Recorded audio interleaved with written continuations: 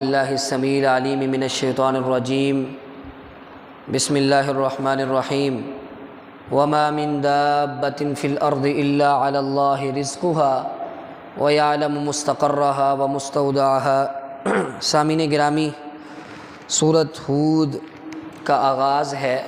سورۃ ہود ایک ایسی سورت ہے جس کے بارے میں نبی علیہ الصلاۃ والسلام نے فرمایا شیبتنی ہود والواقعہ والمرسلات وعما یتساءلون۔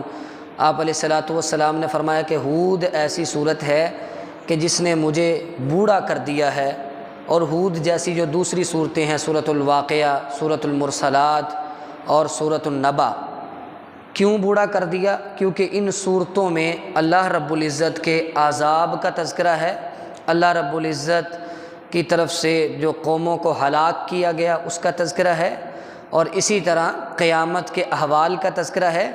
ایسی صورتیں جن کے اندر اللہ رب العزت کی پکڑ اور عذاب کا تذکرہ ہے، اس صورتوں کے اندر ہولناکیاں ہیں، اللہ کے عذاب کا تذکرہ ہے۔ آپ علیہ الصلاۃ والسلام اللہ رب العزت کے عذاب سے بہت زیادہ ڈراتے بھی تھے اور بہت زیادہ ڈرتے بھی تھے، اور جب کبھی بادل آتا، سیدہ عائشہ رضی اللہ تعالیٰ عنہ فرماتی ہیں کہ جب بادل آتا نبی علیہ الصلاۃ والسلام بڑے پریشان ہو جاتے، کبھی اندر آتے کبھی باہر جاتے، اضطراب اور بے چینی کی کیفیت ہو جاتی، اور مجھے کہتے کہ یہ بادل آ گیا ہے، اب پتہ نہیں اللہ رب العزت نے ان بادلوں میں کہیں عذاب کو نہ بھیجا ہو، یہ بادل کہیں اللہ کا عذاب نہ لے کے آئے ہوں، یہ ہم پر کہیں عذاب ہی نہ برسا دیں۔ تو نبی علیہ الصلاۃ والسلام اللہ کا سب سے زیادہ تقوی اختیار کرنے والے اور اللہ رب العزت سے سب سے زیادہ ڈرنے والے تھے، یعنی اس کائنات کے سب سے عظیم، افضل اور امام الانبیاء، سب سے اعلیٰ اور ارفع اور سب سے زیادہ تقوی بھی ان کے اندر تھا۔ تو یہی بات کہ جتنا تقوی زیادہ ہوگا اتنا مقام اور رتبہ بڑھ جائے گا۔ اللہ رب العزت نے اس صورت کے اندر اس بات کا اعلان کر دیا وَمَا مِن دَابَّةٍ فِي الْأَرْضِ إِلَّا عَلَى اللَّهِ رِزْقُهَا۔ اس کائنات میں چلنے والی کوئی بھی چیز، چاہے وہ انسان ہو، چاہے وہ حیوان ہو، چاہے وہ جانور ہو، چاہے وہ دو ٹانگوں والا ہو، چاہے چار ٹانگوں والا ہو، چاہے زمین پہ رینگنے والا ہو، جیسا بھی ہے اس کے رزق کی ذمہ داری اللہ نے اٹھا رکھی ہے۔ جو لقمہ اللہ نے اس کے مقدر میں لکھا ہے وہ اس تک پہنچ کے رہے گا اور اس کے پیٹ میں جا کے رہے گا، اور جو مقدر میں نہیں لکھا اس کو وہ کبھی بھی حاصل نہیں کر سکتا۔ اس کے بعد مشرکین مکہ کے اس اعتراض کا جواب دیا۔ وہ کہا کرتے تھے کہ دیکھو ہمارے پاس تو بڑا پیسہ ہے، بڑی دولت ہے، مال کی فراوانی ہے، اور مسلمان تو غریب ہیں، اس کا مطلب یہ ہے کہ اللہ رب العزت ہم سے راضی ہے، اس لیے اللہ نے ہمیں مال دے رکھا ہے اور مسلمانوں کے پاس تو کچھ نہیں ہے۔ ظاہر سی بات ہے مکہ کے اندر مسلمان مظلوم تھے، کھانے پینے کے لیے بھی کچھ نہیں ہوا کرتا تھا۔ تو اللہ رب العزت نے ان کا جواب دیا من کان یرید الحیات الدنیا وزینتها نوفی الیہم اعمالہم فیہا وہم فیہا لا یبخسون اولئک الذین لیس لہم فی الآخرۃ الا النار وحبط ما صنعوا فیہا وباطل ما کانوا یعملون۔ اللہ رب العزت نے اس بات کا اعلان کر دیا جو شخص دنیا کا ارادہ رکھتا ہے، دنیا کی زینت چاہتا ہے، دنیا کا مال و دولت چاہتا ہے، ہم اس کو دنیا پوری عطا کر دیتے ہیں، دنیا کی نعمتیں بھی دے دیتے ہیں، مال کی فراوانی بھی مل جاتی ہے۔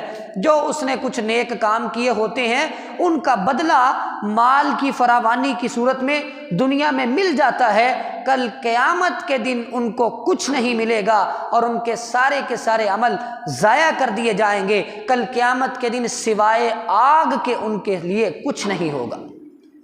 یعنی کہ اگر کافر یہ سمجھے کہ یہ مسلمان غریب ہیں، ہمارے پاس بڑی دولت ہے، تو اس کو یہ بات ذہن میں رکھنی چاہیے کہ جو ان کی دنیا کی نیکیاں ہیں، ظاہر ہے کافر بھی نیکیاں کرتا ہے، وہ بھی غریب کی مدد کرتا ہے، اس کے دل بھی احساس پیدا ہوتا ہے، نیکیاں جو وہ کرتے ہیں ان کا بدلہ اللہ رب العزت ان کو دنیا میں دے دیں گے، کل قیامت کے دن آگ کے سوا ان کے لیے کچھ نہیں ہوگا۔ اس کے بعد اللہ رب العزت نے معذب اقوام کا تذکرہ کیا، ایسی قومیں جو عذاب کا شکار ہوئیں اور ان کی وجہ اور سبب کیا تھا۔ اللہ رب العزت نے سب سے پہلے سیدنا نوح علیہ الصلاۃ والسلام کا واقعہ ذکر کیا کہ نوح علیہ الصلاۃ والسلام نے اپنی قوم کو 950 سال تک تبلیغ کی، جب مایوس ہو گئے اور اللہ رب العزت سے دعا کی، اے اللہ مجھے لگتا ہے کہ اب اس قوم کے اندر کافر اور فاجر کے علاوہ کوئی نیکوکار پیدا نہیں ہو سکتا۔ اس قدر بگڑی ہوئی قوم تھی، اتنی دعوت، اتنی تبلیغ، اتنا وعظ، اتنی جو ہے وہ ان کے پیچھے لگ کے محنت کی، لیکن پھر بھی وہ سیدھے راستے کی طرف نہیں آئے، اور وہ کہتے تھے کہ اے نوح بڑی دیر ہو گئی ہے، تو ہمیں عذاب کا وعدہ دیتا ہے کہ اللہ کا عذاب آ جائے گا، فَأْتِنَا بِمَا تَعِدُنَا إِن كُنتَ مِنَ الصَّادِقِينَ، اگر تو سچا ہے تو اب عذاب ہی لے آ، اب وہ عذاب ہم کو لا کے دکھا دے جس کا تو وعدہ کرتا ہے۔ تو اللہ رب العزت نے یہ حکم نازل کر دیا، وَاصْنَعِ الْفُلْكَ بِأَعْيُنِنَا وَوَحْيِنَا، اے نوح ہماری آنکھوں کے سامنے کشتی کو تیار کریں۔ سیدنا نوح علیہ السلام نے کشتی بنانی شروع کر دی۔ اب وہ کافر جب پاس سے گزرتے تھے، کلما مر علیہ ملأ من قومہ سخروا منہ، مذاق کرتے تھے، کہتے تھے کہ یہاں پہاڑوں کے اندر پانی پینے کے لیے نہیں ملتا، تم کشتی کہاں چلاؤ گے؟ سیدنا نوح علیہ السلام ان کے جواب میں کہتے، کر لو مذاق، آج تم مذاق کر رہے ہو، پھر ہم تمہیں مذاق کریں گے، اور یہ کشتی بھی چلے گی اور یہاں پانی بھی آئے گا۔ اور اللہ رب العزت کی طرف سے حکم یہ تھا، کشتی بنانے کے بعد خود بھی اس میں سوار ہو جاؤ، ایمان والوں کو بھی اس میں سوار کر لو، اور ہر جانور کا جوڑا جوڑا بھی اس کشتی کے اندر سوار کر لو، اور بسم اللہ پڑھ کے اس کے اندر سوار ہو جاؤ۔ اور عذاب کی علامت یہ ہے کہ فلاں تندور سے پانی ابلنا شروع ہو جائے گا، پانی نکلنا شروع ہو جائے گا، یہ اس بات کی علامت ہوگی کہ عذاب آنے والا ہے۔ وہ سارے کشتی میں سوار ہو گئے، اللہ رب العزت کی طرف سے پانی کا عذاب آیا، زمین نے بھی پانی کو اگلا، آسمان نے پانی کو برسایا، اور وہ پانی پہاڑوں کی چوٹیوں تک پہنچا۔ سیدنا نوح علیہ السلام نے اپنے بیٹے کو دیکھا، وَنَادَى نُوحٌ ابْنَهُ وَكَانَ فِي مَعْزِلٍ يَا بُنَيَّ ارْكَب مَّعَنَا وَلَا تَكُن مَّعَ الْكَافِرِينَ قَالَ سَآوِي إِلَىٰ جَبَلٍ يَعْصِمُنِي مِنَ الْمَاءِ قَالَ لَا عَاصِمَ الْيَوْمَ مِنْ أَمْرِ اللَّهِ إِلَّا مَن رَّحِمَ وَحَالَ بَيْنَهُمَا الْمَوْجُ فَكَانَ مِنَ الْمُغْرَقِينَ۔ سیدنا نوح علیہ السلام نے اپنے بیٹے سے کہا، آ جاؤ کشتی میں بیٹھ جاؤ، بچ جاؤ گے۔ کہنے لگا، نہیں، میں پہاڑ کی بلندی پر پناہ لے لوں گا، اس پانی سے بچ جاؤں گا۔ ابھی یہ باتیں کر رہا تھا، ابھی یہ دعوے کر رہا تھا کہ ایک موج آئی، پانی کی لہر آئی اور اسے بہا کے لے گئی۔ سیدنا نوح علیہ السلام بیٹے کے پیار، بیٹے کی محبت، اگرچہ وہ مسلمان نہیں ہوا تھا، پیار اور محبت نے جوش مارا، اللہ رب العزت کو پکارا، دعا کی، ان ابنی من اہلی، اے اللہ تیرا وعدہ تھا کہ تیرے گھر والوں کو، اہل خانہ کو بچا لیا جائے گا، میرا بیٹا تو میرے گھر والوں میں سے تھا۔ اللہ رب العزت نے دوبارہ اس بات کا جواب دیا، انہ لیس من اہلک انہ عمل غیر صالح، کہ تیرا بیٹا تیرے اہل میں سے نہیں تھا۔ کیوں؟ کیونکہ اس کے عمل صالح نہیں تھے، کیونکہ اس کے کام اچھے نہیں تھے، کیونکہ اس نے توحید کو قبول نہیں کیا تھا۔ تو معلوم ہوا کسی کی رشتہ داری، کسی کا تعلق، کسی کی نسبت کسی بڑے خاندان اور بڑے گھرانے سے ہونا، اور کل قیامت کے دن انسان کو جہنم سے بچانے والی چیز نہیں ہے۔ جہنم سے بچانے والی چیز اگر ہے تو وہ آدمی اور انسان کے اپنے اعمال ہیں۔ اگر نسبت، اگر رشتہ داری انسان کو جہنم سے بچانے والی ہوتی تو سیدنا نوح علیہ السلام کا بیٹا کبھی بھی عذاب کا شکار نہ ہوتا، سیدنا لوط علیہ السلام کی بیوی عذاب میں مبتلا نہ ہوتی۔ یعنی انسان اگر بچے گا تو اپنے عمل کی بنیاد پر بچے گا، اللہ کے سامنے جو اس نے توحید کا اقرار کیا ہے، جو اس کے دل میں ایمان ہے، اس ایمان کی بنیاد پر بچے گا۔ نوح علیہ السلام کی قوم، ساری کی ساری قوم کو تباہ و برباد کر دیا گیا، جو کشتی میں تھے وہ بچا لیے گئے۔ وقیل یا ارض ابلعی ماءکی ویا سماء اقلعی وغیض الماء وقضی الامر۔ اللہ رب العزت نے جب وہ تباہ و برباد ہو گئے، زمین کو حکم دیا پانی کو نگل جا۔ اتنا پانی پہاڑوں کی بلندیوں تک پہنچا ہوا تھا، وہ ایک لمحے میں وہ ختم ہو گیا، اور آسمان کو تھم جانے کا حکم ہوا کہ اب بارش برسانا بس کر دو۔ اب وہ قوم تباہ و برباد ہو گئی۔ وجہ یہ تھی کہ اللہ کی توحید کو قبول نہیں کیا تھا۔ اس کے بعد وَإِلَىٰ عَادٍ أَخَاهُمْ هُودًا، قوم عاد کا تذکرہ کیا۔ اللہ نے ان کو بھی بڑا عروج دیا تھا، لیکن انہوں نے بات نہیں مانی۔ سیدنا ہود علیہ السلام ان کو توحید کی دعوت دیتے رہے، نہیں بات مانی۔ اللہ رب العزت کی طرف سے ان پر آندھی کا عذاب آیا۔ عَادٌ فَأُهْلِكُوا بِرِيحٍ صَرْصَرٍ عَاتِيَةٍ، سخرھا علیہم 7 لیال و 8 ایام، ان پر تیز آندھی چلتی رہی، تیز آندھی، تیز ہوا ان پر آئی اور تیز ہوا کا عذاب آیا اور ان کو ایسے اڑا کے لے گیا جیسے یہ کٹے ہوئے کھجور کے تنوں کی طرح گرے پڑے تھے۔ بڑے قداور تھے، بڑے طاقتور تھے، لیکن اللہ رب العزت کی طرف سے آنے والی تیز آندھی کا بھی سامنا نہیں کر سکے۔ اس تیز آندھی کے سامنے یہ بے قابو ہو گئے اور یہ مر گئے اور ایسے گرے ہوئے تھے جیسے کھجور کے تنے کو کاٹ کے پھینک دیا جاتا ہے۔ اس کے بعد وَإِلَىٰ ثَمُودَ أَخَاهُمْ صَالِحًا، قوم سمود کا تذکرہ کیا، ان کی طرف صالح علیہ السلام کو بھیجا اور انہوں نے بھی توحید کی دعوت دی۔ اور سمود بھی بڑی طاقتور قوم تھی، اپنے ہاتھوں سے پہاڑوں میں گھر تراش لیا کرتے تھے، گھر بنا لیا کرتے تھے۔ ان کے بنائے ہوئے گھر آج بھی موجود ہیں، ان کے نمونے موجود ہیں، جس طرح یہ اپنے ہاتھوں سے گھر بناتے تھے اور ان گھروں میں رہتے تھے، پہاڑوں کو تراش لیا کرتے تھے۔ اللہ رب العزت کی دعوت کا انکار کیا، توحید کا انکار کیا، معجزہ مانگا۔ سیدنا صالح علیہ السلام سے کہنے لگے کہ ہم تب مانیں گے کہ ہمارے سامنے ایک اونٹنی آئے، وہ اللہ کی طرف سے معجزہ ہو، وہ اونٹنی ہمارے سامنے آ کے بچے کو جنم دے، ہم تب مانیں گے۔ اونٹنی آئی، اس نے بچے کو جنم بھی دیا، معجزہ آنکھوں سے دیکھ لیا، لیکن پھر بھی ماننے پر تیار نہیں ہوئے۔ اللہ رب العزت کی طرف سے اس بات کا حکم تھا کہ اس اونٹنی نے ایک دن تمہارے کنویں سے پانی پینا ہے، اس دن تم نہیں پانی پیو گے، اور اگلے دن باری تمہاری ہوگی، وہ اونٹنی پانی نہیں پیے گی۔ انہوں نے کیا کیا؟ انہوں نے جب دیکھا کہ اتنی بڑی اونٹنی ہے، ہمارا سارا چارہ کھا جاتی ہے، ہمارا سارا پانی پی جاتی ہے، بجائے اس کے کہ معجزہ دیکھنے کے بعد وہ دعوت کو قبول کرتے اور اللہ رب العزت سے دعا کرتے کہ اس کو واپس بلا لیا جائے، انہوں نے ایسا نہیں کیا۔ فعقروها، انہوں نے اس اونٹنی کی ٹانگوں کو کاٹ دیا۔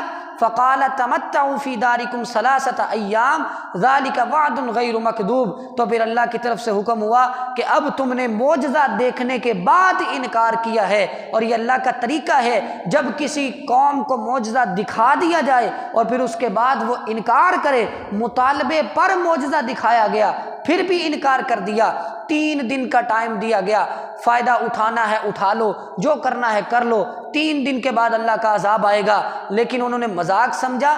3 دن بعد اللہ رب العزت کی طرف سے ان پر چیخ کا عذاب آیا کہ اس چیخ کے ساتھ ان کے کان پھٹ گئے، دماغ پھٹ گئے، اور وہ مر کے گرے پڑے تھے گھٹنوں کے بل، جیسے وہاں کوئی رہتا ہی نہیں تھا، جیسے ان کی بستی کبھی آباد ہی نہیں تھی۔ وجہ انہوں نے بھی توحید کا انکار کیا تھا۔ اور اردن کے علاقے میں ایک بستی، اس کی طرف اللہ رب العزت نے لوط علیہ السلام کو بھیجا۔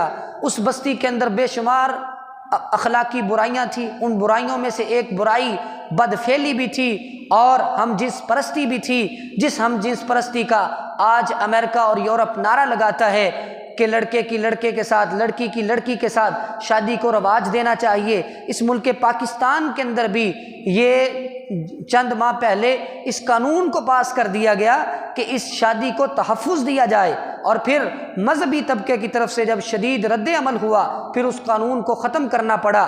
یہ امریکہ اور یورپ کی چالیں ہیں۔ اس وقت لوط علیہ السلام کی قوم میں یہ گناہ تھا، یہ عمل تھا، اللہ رب العزت کو یہ عمل اتنا ناپسند تھا، ان کو سمجھایا، ان کو روکا، ان کو بتایا، لیکن نہیں باز آئے۔ اللہ رب العزت کی طرف سے وارننگ کے باوجود وہ نہیں باز آئے۔ فلما جاء امرنا جعلنا عالیہا سافلہا وامطرنا علیہا حجارۃ من سجیل منضود مسومۃ عند ربک۔ اللہ رب العزت کی طرف سے جب عذاب آیا تو ان کی بستی کی بلائی جانب کو اٹھایا گیا، آسمان کے قریب لے جا کر اس کو الٹا کر کے زمین پہ دے مارا، اور پھر اس کے اوپر پتھروں کی بارش ہوئی، اور وہ پتھر بھی نشان زدہ تھے۔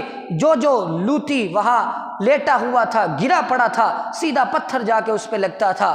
اللہ رب العزت نے دنیا کے لیے ان کو عبرت بنا دیا اور ان کا نام و نشان مٹا کے رکھ دیا۔ نہ وہ توحید مانتے تھے اور اوپر سے بدفعلی بھی کرتے تھے۔ اس کے بعد اللہ رب العزت نے حضرت شعیب علیہ السلام کی قوم کا تذکرہ کیا۔ مدین کے علاقے میں، ایکا کے علاقے میں یہ قوم آباد تھی۔ ان کا جرم تھا یہ توحید نہیں مانتے تھے، توحید کی دعوت دی گئی، اور دوسرا گناہ یہ تھا یہ ماپ تول میں کمی کرتے تھے، لوگوں کو لوٹا کرتے تھے۔ سیدنا شعیب علیہ السلام نے ان کو دعوت دی کہ ماپ تول میں کمی کرنا چھوڑ دو، اللہ کی توحید کو مان لو، یہ تمہارے لیے بہتر ہے، لیکن انہوں نے نہیں مانی اور انہوں نے ماپ تول میں کمی کی اور اللہ کی توحید کا انکار کیا۔ وَأَخَذَتِ الَّذِينَ ظَلَمُوا الصَّيْحَةُ، ان لوگوں کی طرف بھی اللہ رب العزت نے چیخ کا عذاب بھیجا، اور چیخ کے عذاب کے ساتھ یہ بھی سارے کے سارے مر گئے اور گھٹنوں کے بل گر پڑے اور ان کا نام و نشان مٹ گیا۔ وجہ یہ تھی کہ اللہ کی توحید کا انکار کرتے تھے اور ماپ تول میں کمی کرتے تھے۔ ان اقوام کا تذکرہ کرنے کا مقصد یہ تھا مشرکین مکہ کو بتانا تھا کہ تم جو دعوے کرتے ہو کہ اللہ کا عذاب ہم پر کیوں نہیں آ رہا، یاد رکھو تم سے پہلی قومیں بھی تھیں، انہوں نے بھی توحید کا انکار کیا تھا، انہوں نے بھی عذاب کا مطالبہ کیا تھا، اللہ نے ان پر عذاب بھیجا اور ان کو بھی تباہ و برباد کر دیا۔ اللہ تم پر بھی عذاب بھیجنے پر قادر ہے۔ اللہ رب العزت نے تمہیں ڈھیل دی ہے، تمہیں موقع فراہم کیا ہے، تو پلٹ آؤ، لوٹ آؤ، سمجھ جاؤ۔ اس کے بعد اللہ رب العزت نے عمومی تبصرہ کیا، وَمَا ظَلَمْنَاهُمْ وَلَكِنْ ظَلَمُوا أَنفُسَهُمْ، یہ جتنی بھی قومیں جن پر ہم نے عذاب بھیجا یہ ساری کی ساری قومیں ایسی ہیں کہ ہم نے عذاب بھیج کر ان پر ظلم نہیں کیا، انہوں نے خود اپنی جانوں پر ظلم کیا تھا، ہم نے ظلم نہیں کیا، ہم نے تو روکا، سمجھایا، واعظ کیا، نبی بھیجے 950 سال تک جس کو سمجھایا جائے اس کے بعد بھی نہ مانے تو اس سے بڑا کیا موقع ہو سکتا ہے، ڈیل ہو سکتی ہے، چھوٹ ہو سکتی ہے۔ اللہ رب العزت نے فرمایا کہ ہم نے ظلم نہیں کیا، انہوں نے اپنی جانوں پر خود ظلم کیا تھا، ہم نے تو ان کے ظلم کی ان کو سزا دی تھی، اور جب ہم نے ان پر عذاب کو نازل کیا تو پھر ان کے معبود ان کو کوئی فائدہ نہیں دے سکے، جن معبودوں کی وجہ سے وہ ہماری توحید کو نہیں مانتے تھے، جن معبودوں کے پیچھے لگ کے وہ نبیوں کا انکار کرتے تھے، نبیوں کو قتل کرنے کی سازش کرتے تھے، نبیوں کی گستاخی کرتے تھے، اللہ کی توحید کا انکار کرتے تھے۔ جب جب اس قوم پر عذاب آیا کوئی بھی معبود کام نہیں آیا۔ مشرکین مکہ کے لیے وارننگ تھی کہ تم جن معبودوں کے سہارے آج آخری پیغمبر کا انکار کر رہے ہو، اگر عذاب آ گیا نا تو پھر یہ معبود تمہارا کچھ نہیں بچا سکتے، تمہارا کوئی سہارا نہیں بن سکتے۔ اللہ کا عذاب جب آ جائے تو پھر کوئی نہیں بچانے والا ہوتا سوائے کہ اللہ رب العزت خود اپنے کسی بندے پر رحم کر دے۔ تو یہ اللہ کا طریقہ اور اللہ کی سنت ہے۔ جب اللہ کا عذاب آیا، جس قوم پہ بھی آیا، جن اقوام کا اللہ رب العزت نے تذکرہ کیا، اس قوم میں اس قوم کا نبی اور اس نبی کے ساتھ جتنے ایمان والے ہوتے تھے اللہ رب العزت ان کو بچا لیتے تھے، ان کو محفوظ کر لیتے تھے۔ عذاب کو نازل کرنے سے پہلے ان کو بتا دیتے تھے کہ آج رات عذاب آنا ہے، آپ نے یہاں سے چلے جانا ہے، ایسے عذاب آئے گا، آپ نے پہلے سے اس علاقے کو چھوڑ دینا ہے۔ تو یہ اللہ رب العزت کی طرف سے ان پر ایک احسان ہوتا تھا کہ جو ایمان لے کے آیا ہے اس کو بچا لیا جائے گا، اور جس نے ایمان کو قبول نہیں کیا اس کو تباہ و برباد کر دیا جائے گا۔ تو یہ اس صورت میں یہ واقعات ہیں عذاب کے، اس وجہ سے نبی علیہ الصلوۃ والسلام نے فرمایا کہ اس صورت نے مجھے بوڑھا کر دیا ہے۔ اللہ سے دعا کہ اللہ